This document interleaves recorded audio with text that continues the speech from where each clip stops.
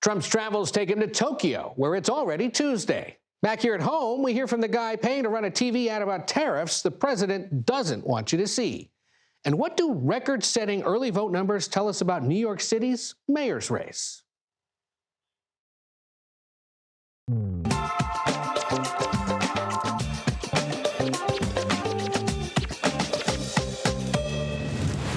Welcome to the Takeout and a happy Monday. I'm Ed O'Keefe in for Major Garrett, who's enjoying a few well-deserved days off.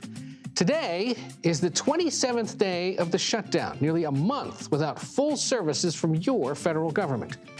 And to give you a sense of how little urgency there is in Washington, President Trump isn't even here. He's waking up to begin his third day in Asia, with plans to meet with Japan's new prime minister and dine later with business leaders, all before a deeply anticipated meeting later this week with Chinese President Xi Jinping. Back here in Washington, no signs of the Senate voting on anything that would break the stalemate, and both sides are still pointing fingers at each other. But the real-world consequences of the shutdown are mounting, with everyday Americans now feeling it more than they have so far, whether that's at the airport or their kitchen table. We'll get to that, plus the president's Asian travels in a moment, but we begin tonight in the Caribbean, where Jamaica is bracing for its worst storm in history. The massive Category 5 Hurricane Melissa could make landfall as soon as tonight, bringing with it a high risk for loss of life and catastrophic damage. Mandatory evacuation orders are now in place for coastal areas of Jamaica, where we find CBS's Jason Allen with more. Jason? Ed, good afternoon. I know we were probably expecting to see me bouncing around and getting pushed in the wind and a lot of rain falling, but this is the nature of reporting on hurricanes and weather, and we don't have that right now. It's a much needed break in those heavy bands of rain and heavy gusts of wind that Kingston's been experiencing for much of the day. This has been a really, really slow burn out here. As you look at the waterway back behind me, this storm moving at 3 miles an hour, 5 miles an hour, and people have been preparing for it and feeling the effects of it for the last couple of days. And only now is it really starting to hit, with conditions getting worse as the night goes on. People here have not been through anything like this before. As you mentioned, it's been more than 35 years since there was a storm like this, Gilbert, back in 1988. And we're finding that most people around the city are not preparing for it, maybe just getting some food at home, but most of them are staying at home. They prefer to be there and protect their belongings rather than stay at any shelters in the city. At this point, it's probably too late to prepare. The storm off the coast headed in and expected to make landfall along Jamaica coast sometime in the early morning hours tomorrow. Jason Allen there in Kingston, Jamaica. Our thanks to you and your crew. We'll talk to you soon. We turn now to Japan, where the day is just getting started for President Trump, where he's expected to meet with the country's new prime minister, Sanae Takaichi. It's a part of his tour across Asia. The president already predicting a trade deal with China ahead of his summit with Xi Jinping on Thursday in South Korea. So we begin with our Nancy Cordes, who's traveling in Tokyo with the president. A good morning to you, Nancy. What is the president set to do on this long Wednesday? A couple of very interesting items on his agenda today, Ed. First, he's going to be meeting, as you mentioned, with the Japanese prime minister. She just took office a few days ago. He has had very warm things to say about her. She is the first female prime minister of Japan. She was a protege of the late Shinzo Abe, who was close to President Trump.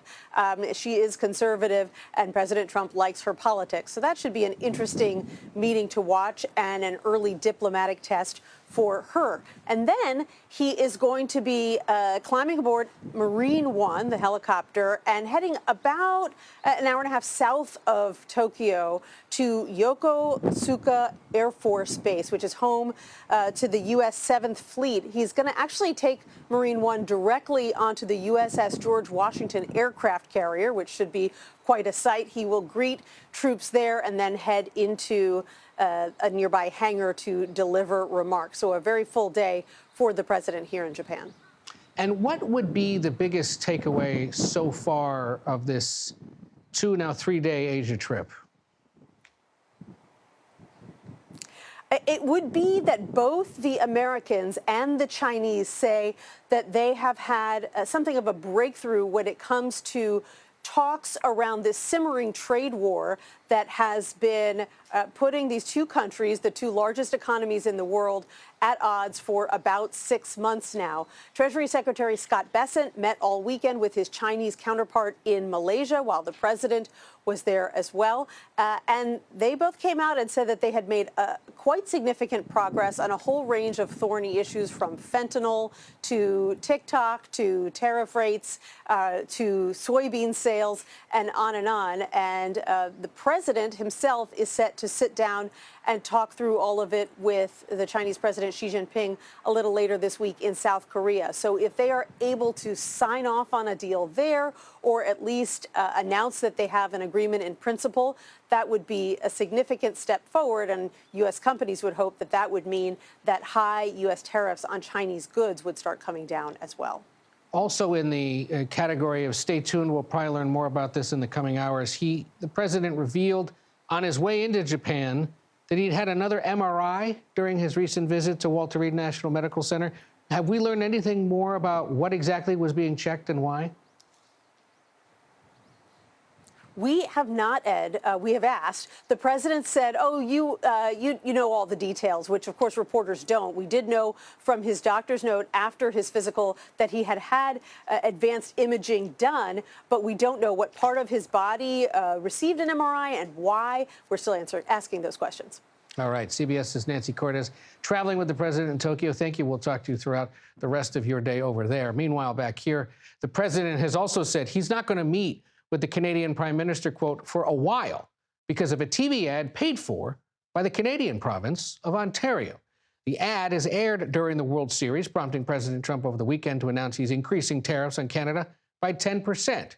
Here's part of the ad. When someone says, let's impose tariffs on foreign imports, it looks like they're doing the patriotic thing by protecting American products and jobs. But over the long run, such trade barriers hurt every American worker and consumer. The man who commissioned that ad, Ontario Premier Doug Ford, joins me now from Toronto. Premier Ford, thank you for being with us. Remind us, why did you decide to air this ad at all? Well, what we wanted to do is make sure the American people understood the ramifications of protectionism on tariffs. And a tariff on Canada is a tax on Americans. And we've seen that. We've seen manufacturing jobs decline for 5 months straight in the U.S. Over 78,000 people are losing their jobs, and there's many more to come. And the way to fix it is let's get a deal. So it created a conversation, not just in the U.S. and Canada, but as I was mentioning, Ed, over 11.4 billion with a B, 11.4 billion impressions, which are basically 11.4 billion views of everything from social media, local media, and then our ads, obviously.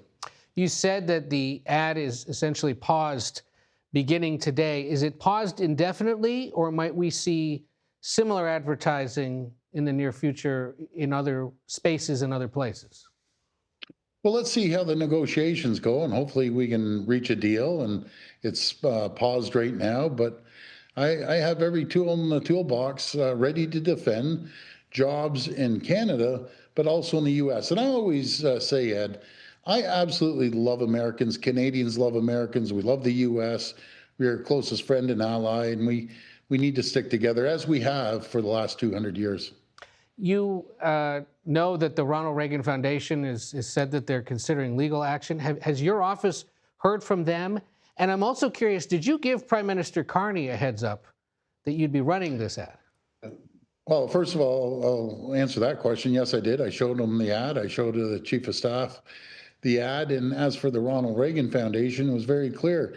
We went to a U.S. law firm, anything public domain. The ad was accurate. That was Ronald Reagan's voice. And Ronald Reagan was all about free trade and creating more opportunities. And when he signed the original free trade deal with Prime Minister Brian Mulroney, which is a friend of mine, he's no longer with us, but it's all about creating more opportunities for not only Americans, but Canadians. And I always say about the AmCan Fortress, American-Canadian Fortress, creating more opportunities, more jobs, more stability, and making us both the wealthiest, richest, safest two countries in the world. Obviously, much of Canada's exports to the United States, much of Canada's economy is driven by what goes on in your province. but it is not you that is directly involved in the U.S.-Canada trade talks. Do you know what the status is of those talks? Has anyone in the Canadian government heard from the Trump administration since the president threatened 10% tariffs over the weekend? I can't answer for the federal government. I don't believe so, but we need to get back to the table. We paused the ads, and it wasn't my intention whatsoever to poke the president in the eye. My intention was to inform the American people and start a conversation. And did we ever start a conversation right across the country? But it's important to understand the way we get through this, the way we build our economy and lower inflation is by signing a deal with your number one customer. Canada is the number one customer. We buy more products than any country in the entire world. We buy 400% more autos. Ontario alone is the number one customer to 15 states, number two to 12 others, and vice versa. America's our number one customer, and that's why we've always worked together for 200 years and close allies and friends. You really didn't think that this would poke the eye of the president, that it might stir him up? Well, because when we first ran it, he actually complimented us and said, if I was Canada, I'd run the same ad. And then I thought, boy, okay, at least he respects a well-written ad. And it wasn't about him personally. It was Ronald Reagan's voice. And, I guess he woke up the next morning, someone whispered something in his ear, and he wasn't too happy. Yeah. You mentioned you have every tool in your toolbox at your disposal. There is this friendly wager between you and the California governor, Gavin Newsom, as the World Series continues. The LA Dodgers, the Blue Jays playing tonight in the City of Angels. You two made a friendly wager and announced that over the weekend. Let's take a look at part of that. If the Blue Jays win, I'll send you some of Ontario's finest maple syrup. The tariff might cost me a few extra bucks at the border these days, but it'll be worth it for a Jays win. Something tells me that syrup is staying north of the border when the Dodgers win. And when they do, I'll send you a bottle of California's championship-worthy wine. Think you can put it on the liquor store shelves? I don't think so, buddy. Talk to your friend in the Oval Office. So there again, you're kind of poking and prodding the president along, hoping that this catches his attention. How do you think this ultimately plays out? How do you want to see it play out? Getting a deal that's going to be fair to Canada and the U.S. Again, we're the two largest trading partners with each other. We buy more products off the U.S. and vice versa, and we just want to get a deal. I don't understand for the life of me why he wants to attack his closest friend and ally. The auto sector has been around since the 1960s, and it's worked well. Now it's costing the auto, the big three or big four auto companies, billions of dollars. And they've mentioned this to the president. It doesn't work. You can't unscramble an egg that's been around since 1960. You have to make the omelet larger and more opportunities to buy more vehicles. Because I know what's going to happen if he tacks on heavy tariffs on the auto sector. I know what Canadians are going to do, and we buy 400% more vehicles than any other country in the world. They're going to go elsewhere. They're going to buy vehicles manufactured in Europe or over in Asia somewhere. And that's not good for the American people. It's not good for the Canadian people. That's right, because the two are so integrated. Premier Ford, thank you so much for joining us again. To be continued, but we appreciate you spending some time with us. Ed, thank you so much. I love America. God bless America, and God bless Canada. All right. Thank you. Take care. But we're still rooting for the Dodgers tonight. Still to come, flight delays are soaring into the thousands as air traffic controllers brace to miss their first paycheck. How the government shutdown could keep millions of Americans stuck on the tarmac.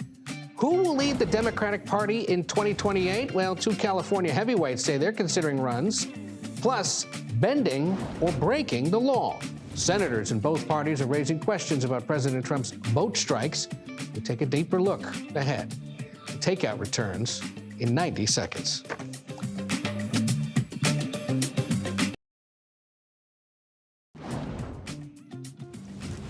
Welcome back. Air traffic controller staffing shortages are spiking as the government shutdown rolls on, and that's causing major disruptions at airports across the United States. According to FlightAware, since Sunday, more than 10,000 flights have been delayed. More than 300 have been canceled altogether. Since the shutdown began on October 1st, tens of thousands of federal workers have been furloughed or laid off. Those still on the job have started missing paychecks, and we're now just days away from federal food aid running out. Joining us now, CBS's Natalie Brandt, who saw firsthand earlier today the effects this shutdown is having on furloughed federal employees specifically. Natalie, you went to an area here in Washington called the Navy Yard, near a lot of federal offices, where of all groups, it was Jose Andres' World Central Kitchen, which is usually serving meals to people in the Middle East or preparing to do so down in Jamaica with this hurricane approaching. Disasters. And natural disasters in this country and elsewhere, but they're now serving food once again to federal workers. Tell us more. Yeah, that's right. And I just learned that they served up to 2,000 meals today. They are going to continue this effort for as long or until there is some sort of breakthrough on Capitol Hill. World Central Kitchen, as you noted, founded by celebrity chef Jose Andres. They did this as well in 2019 during what was the record shutdown back then. And we could just sense the deep frustration and anxiety of these furloughed workers who are without a paycheck, but the bills have not stopped. They are just exasperated, exhausted. We spoke to an electrical engineer. He works with or for the Department of Defense, but is at home without a paycheck. Here's what he is experiencing. Take a listen. How long before you're tap dry? Probably 2 weeks. You can't hold federal government workers hostage. Pass the clean CR and then negotiate it. And if you can't trust the other side to do the right thing, then this all falls apart. I would like to tell Congress right now to think about the people who it is affecting. We are human beings with families, with lives, and we have bills that just will not stop. At what point is the breaking point? I think the breaking point is now. So you heard her. She says the breaking point is now. Many of these workers I spoke to have now missed 2 paychecks. They still have mortgages, child care payments, car payments. The list goes on and on. Now, notably, one of the biggest unions representing federal employees, that's the American Federation of Government Employees, put out a new statement essentially saying end the shutdown now, saying in part, reopen the government immediately under a clean, continuing resolution that allows continued debate on the larger issues, a reference to health care, which the Democrats have been pushing for.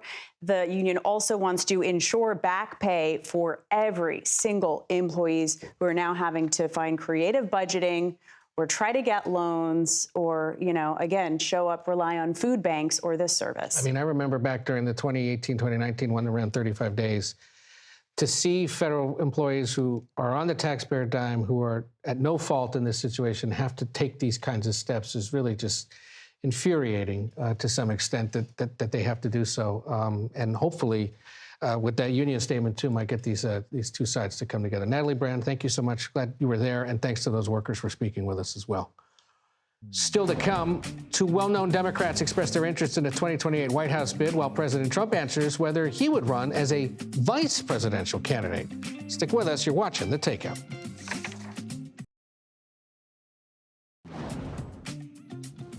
Welcome back to The Takeout. Here's a look at what else we're watching this evening. Investigations are now underway to determine the cause of 2 crashes of U.S. Navy aircraft in the South China Sea that happened within a half hour of each other.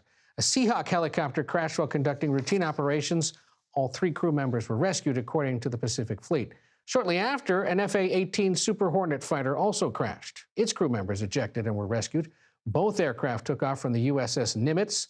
All 5 aboard are said to be in stable condition. High-profile Democrats are already flirting with 2028 White House bids. Just in the last few days, both California Governor Gavin Newsom and former Vice President and former California Senator and Attorney General Kamala Harris suggested they could see themselves running. Newsom said so in an interview on CBS Sunday Morning, that he would be lying if he denied plans to consider a presidential bid. Here to dig into those California connections to 2028 are CBS News Chief Washington analyst Robert Costa and CBS News California investigative correspondent Julie Watts, who I presume is outside the state capitol in Sacramento. Julie, good to see you. I want to begin with what Governor Newsom told you, Bob, in this great CBS Sunday Morning interview about potential White House aspirations. Let's take a listen. Is it fair to say, after the 2026 midterms, you're going to give it serious thought? Yeah, I'd be lying otherwise. I'd just be lying, and I can't do that. Governor, you have long said that if you ever run for the White House, you need a compelling why, a reason. Are you moving closer to figuring out your own why and your own decision? Yeah, Nietzsche said if you have a compelling why, you can endure any how. And so I don't think, I think the biggest challenge for anyone who runs for any office is people see right through you if you don't have that why. You're doing it for the wrong reasons. And so, look, well, that fate will determine that. You certainly seem to like being on the ground in South Carolina, I have to say that. Seeing you up close, you were having a good time. I happen to, and thank God, I'm in the right business. I love people. He sure seems to. And you were saying he seems to really be plotting and preparing for this. Well, I know, Ed, that Julie's listening to that interview and probably going, big surprise. Everybody in Sacramento knows Newsom's been making a move closer to this since forever, since he was mayor of San Francisco. But he is formally starting to kind of inch toward this presidential campaign in 2028. It's a long, long way away. But I will say this, and I'm so curious to hear Julie's take on all this. As someone who doesn't cover him day to day, when I saw him in South Carolina and then visited with him in San Jose at a labor event, this is a political athlete who likes kind of diving into crowds. He reminds me of former President Bill Clinton in the way he banters with people, kind of loves the game of politics. And there's a confidence there on both politics, but also policy. He's taking all of this action, whether it's Prop 50, the vote that's next week in California, or whether it's taking on the administration on immigration and the National Guard. At 58 years old, you see him as a different Newsom in a sense of more comfortable with power, more comfortable with who he is, and maybe starting to really consider a national bid. Julie, are they rolling their eyes in Sacramento, or are you all just happy that he's finally admitting what you've all thought is inevitable?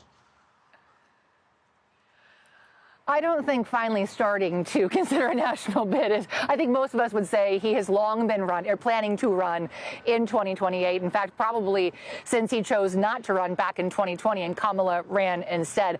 I will tell you this, and I think this is all you need to know. The governors, both his Yes on 50 campaign and the governor's office have declined 7 of our CBS News California interview requests over the last 2 weeks. Now, these are interviews where we will be talking about California issues. They would run on CBS stations across California ahead of a consequential special election in California that the governor is essentially responsible for. And instead, Bob, he sat down with you to talk about national issues for a national audience. I think that's all you need to know about where his focus is right now. And to both of you, the former vice president, the Newsom protege, Kamala Harris, now also conceding that, yes, more explicitly than she has so far in her book tour. I don't know if she would call herself a Newsom protege. Well, but they came up together in San Francisco politics, and she now also conceding that that she is thinking about a run. Where does that leave things for her? I mean, Julie, is there even, as I recall, our poll last week of California voters suggested most of them don't necessarily want to see her do it.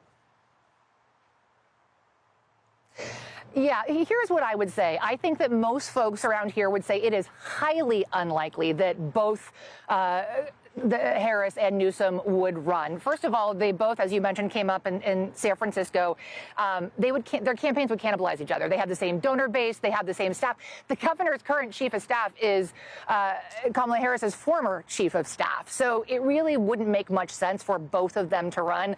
And, you know, I'm not so sure that what Kamala Harris said in that recent BBC interview was really her saying she's thinking about it. I think she certainly didn't close the door, but I would argue, and I think most folks around here would say it's definitely going to be Gavin.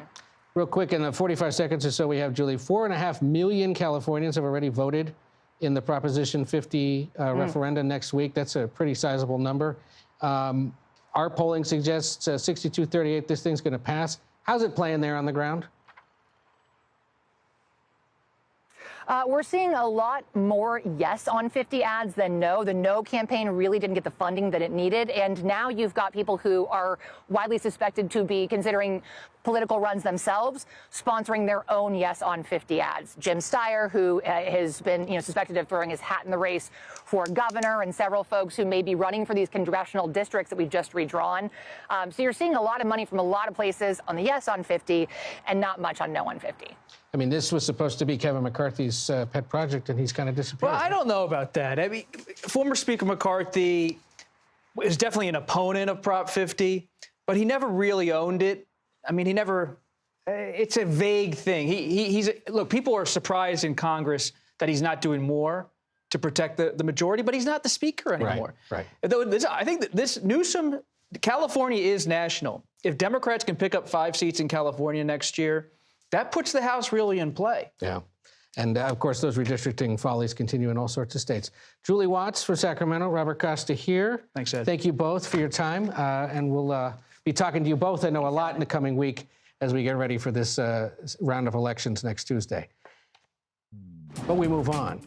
President Trump has made his battles with the courts a cornerstone of his second term. Could his action against suspected drug boats in the Caribbean be a step too far? We'll dig into that next here on The Takeout.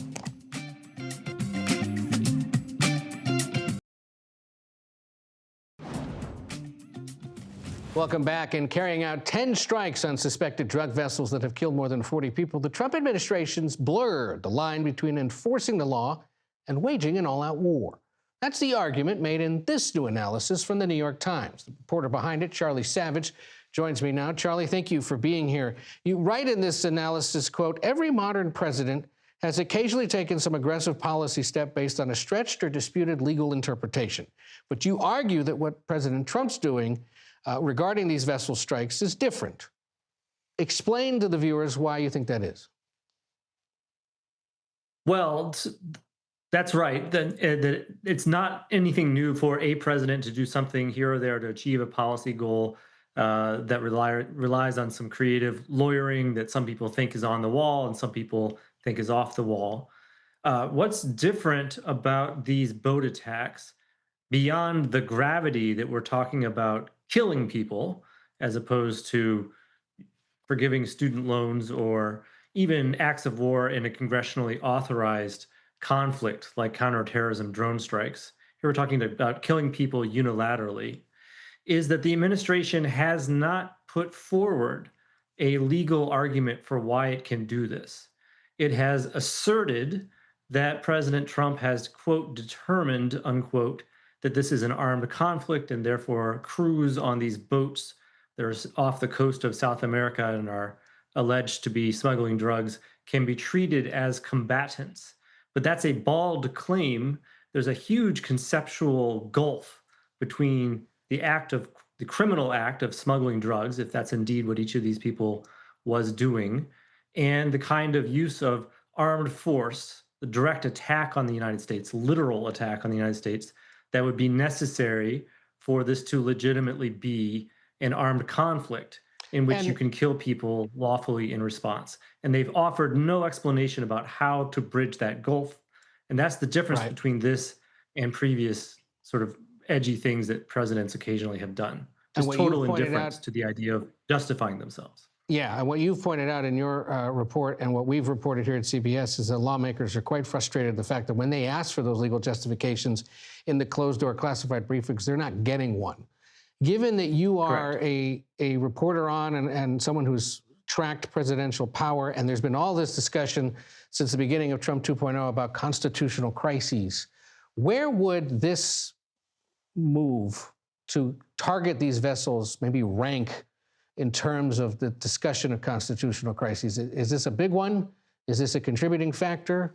Given that war is what's being talked about here, and it's something that Congress is supposed to be more directly involved in. Yeah, well, this administration, by which I mean Trump 2, has been engaged in just a radical volume of executive power grabs. It's quite unlike anything we've seen before, including Trump 1. In the first Trump administration, certainly that was a wild time and there was plenty to write about, but there were a lot of traditional, very conservative, political appointed Republican lawyers in that administration and in other senior positions who were sort of keeping things within guardrails, relatively speaking.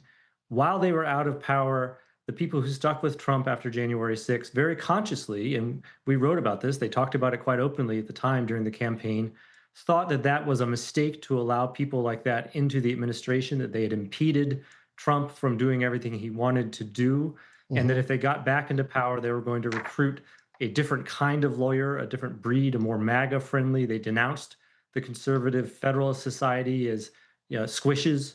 And that is, in fact, what they've done. They've filled the second administration in a variety of ways that with both people and policies that quashed internal constraints and checks and balances within the executive branch just are not there in a way they always were before, including the first Trump administration. And so this particular policy is, very striking, no pun intended, because we're talking about, as I called it, the irreversible gravity of killing. This is not just, freezing a program that could be restored later, or even tearing down a building that could be put back up later. These are people who are dead now. And so that can happen if there's a congressionally authorized armed conflict, if you're talking about combatants on a battlefield, but it's not supposed to happen when there's just a crime involved. In the same way, a police officer who thinks someone's dealing drugs on the street can't just pull out his gun and shoot the person dead. That would be murder. You arrest the person. And forever, the U.S. Coast Guard has been interdicting boats like this and arresting their crews if the suspicions were accurate. So we're really in a very different place here. Charlie Savage is the author of The Peril of a White House That Flaunts Its Indifference to the Law, which is available at NewYorkTimes.com. Charlie, thank you so much for joining us for a few minutes of conversation about it. It's an issue we'll all be tracking as this conflict continues. Thank you. New Yorkers flock to the polls in the hotly contested mayoral race. The turnout that is smashing records and what it could mean for the candidates. Stay with us. You're watching The Takeout.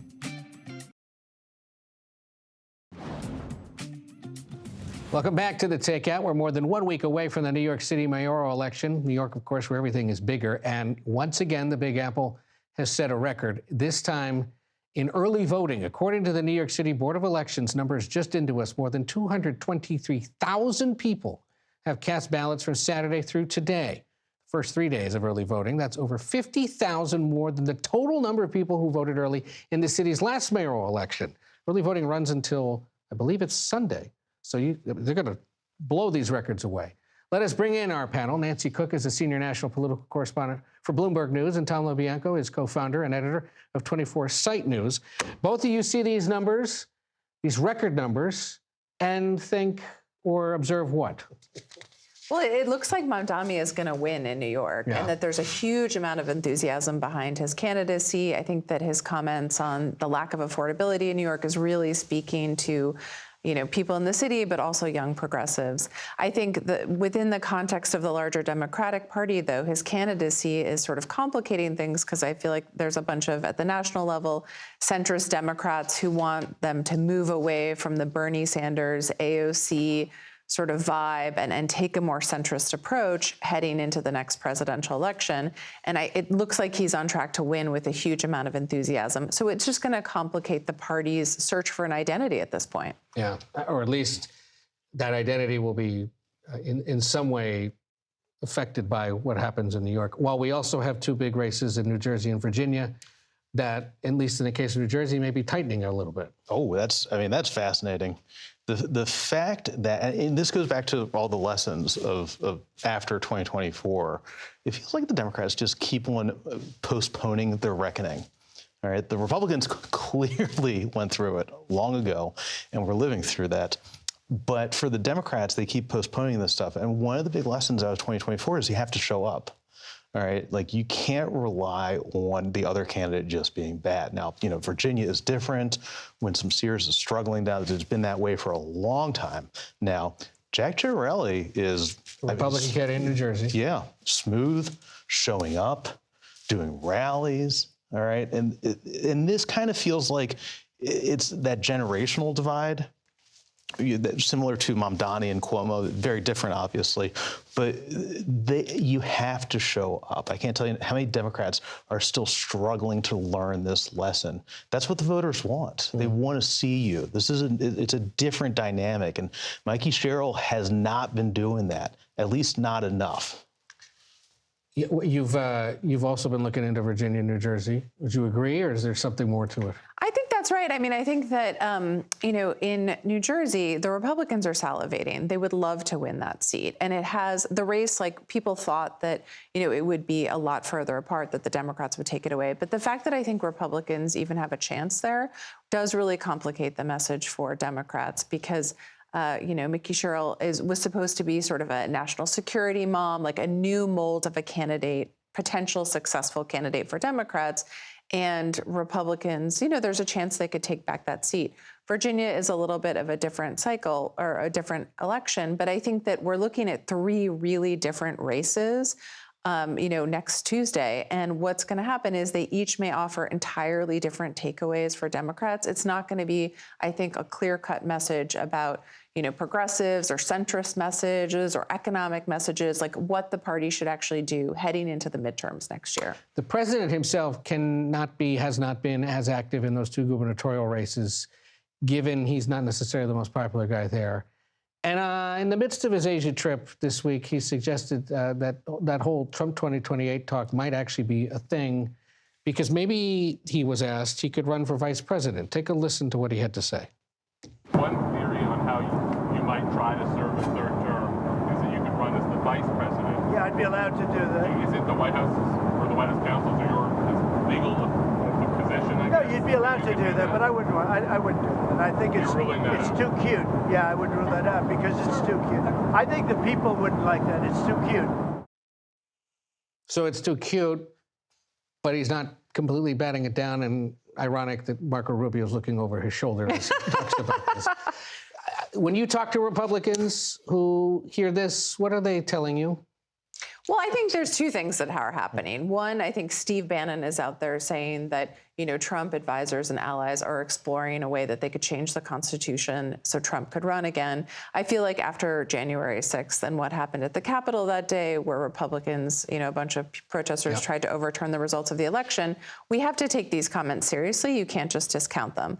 On the other hand, I do think that Trump is a showman and wants to keep this talk alive, because otherwise he is a lame duck president, essentially, and Republicans don't have to buy into his message. You agree? Yeah, absolutely. 15 seconds. Yeah, the tacking. We have to watch the actions. That's why J.D. Vance does this little dance over there. As you said, the look from Rubio. I mean, I don't take it seriously, but again, we don't know. Right. We've never entirely been there. And as long as they keep talking about it, we should too. Nancy Cook, Tom LoBianco, thank you both very much. Next on The Takeout, the author of a new book on the heroes who plotted against Hitler, the mole who betrayed them, and the lessons that resonate 80 years on. You're watching The Takeout.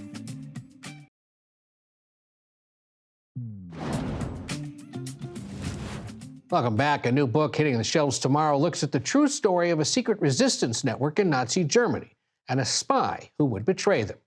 Earlier, I spoke to the author of The Traitors Circle, Jonathan Friedland. Take a look. Jonathan Friedland, you are not only an accomplished author, but someone who's still writing about current affairs for The Guardian. And you had some pretty notable observations just in the last few days regarding the president and his pursuit of a peace prize, and how you worry that that pursuit may be in conflict with how things are playing here at home. Yeah, it struck me that while he's on the world stage, acting as the Nobel Peace Prize winner in waiting, at home he's Trump bringer of war. I mean, he makes a speech to the assembled top brass of the military saying, I want you to focus on the enemy within, that he's sending troops onto the streets of American cities and being pretty upfront that they are cities in states that oppose him politically. And you speak to even quite sober-minded scholars of this, and they say these are the acts of someone who looks like he wants to foment a kind of second American Civil War. So I suggest that the judges of the Nobel Peace Prize, they'll be noticing that, as well as the stuff in the Middle East or in Russia, Ukraine. And you point out, and there's been some conversation on the program today about this and in recent days broadly, that part of this may be a precursor to next year's midterm elections, where he may be trying to make deployments of troops the norm ahead of the next big go-round of the midterms. Again, it's not just me who's saying this, but people who look at these things and over the historical span say the notion of normalizing something that would have seemed so abnormal, American troops who are used to fighting foreign enemies, instead told to use as training grounds American cities, it gets people used to the idea of a military presence. And we know just from elections all around the world, that intimidates voters often into not voting. Right, yes. Now, you're here primarily because of your new book, The Traitors Circle. And I was struck in reading up on the origins of your interest in this, the fact that it was a real personal interaction, if you will, your families with the war, and your mother's insistence that Germany not be discussed or purchased or supported in any way in your household growing up, that sort of piqued your interest in this period of history, right when Hitler was rising to power. That's absolutely right. That I grew up in a house where nothing German was allowed. No coffee makers, no car on the driveway. And that's because my own mother's mother was killed in the very last German rocket of the war, of the Blitz on London. When my own mother was 8, she lost her mother, and they've had a boycott of German goods. And what underpinned that was a belief that there was no good German, that every last German was involved in the war. Then I come across this story, a true story, astonishing story of 10 real Germans drawn from the upper echelons, the elite of Germany, including many from the aristocracy. There are 2 countesses in this book who were all engaged in opposing, defying Hitler. And they gathered one day in September 1943, officially for a tea party.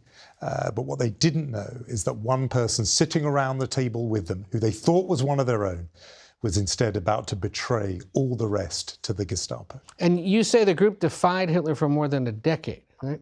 How do you research this period before things really picked up and find enough research to even build this book? Well, I was astonished how much there is about these people. This was a time where people did write letters, they kept diaries, obviously in secret, but that were passed on to the next generation. And so I met some of the surviving children or grandchildren or great nieces and nephews of these people who had been forgotten by history, but they had left behind papers.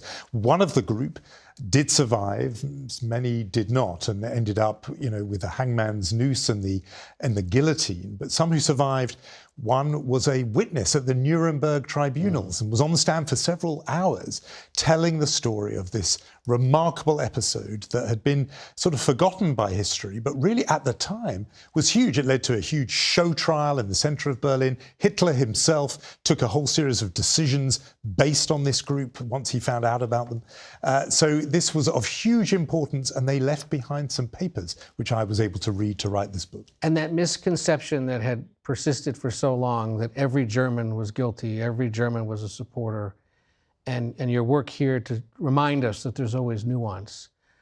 I wonder how that might be received by Germans or German readers, and I wonder also what your mother might think of it now in hindsight. I know she's not with us. But she's not with us. I just wonder what she'd think of the fact that you'd taken the time to do the work. Yeah, I think it would be a jolt for her that her own son is finding the story. But I think it's important to say, I'm not saying, therefore, because there were some, therefore every other German was on the right side. On the contrary, there's a study that was done that suggests 95% of Germans fell in line. They did the Hitler salute. It was perhaps 5%, but that's still 3 million people who refused to raise their arm in a salute to Hitler and were engaged either in, like the group in this book, hiding Jews, rescuing Jews, spiriting them out of the country, or finding other ways to defy the Nazi regime.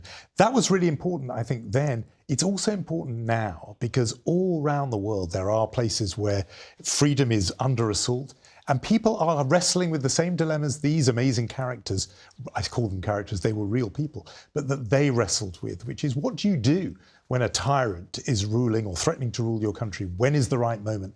They had to make those decisions, and there are places all over the world where people are making those decisions all over again. And in an era when nuance is difficult, certainly in the digital space, it's good to know that there's a reminder that there's a lot of that out there in different ways.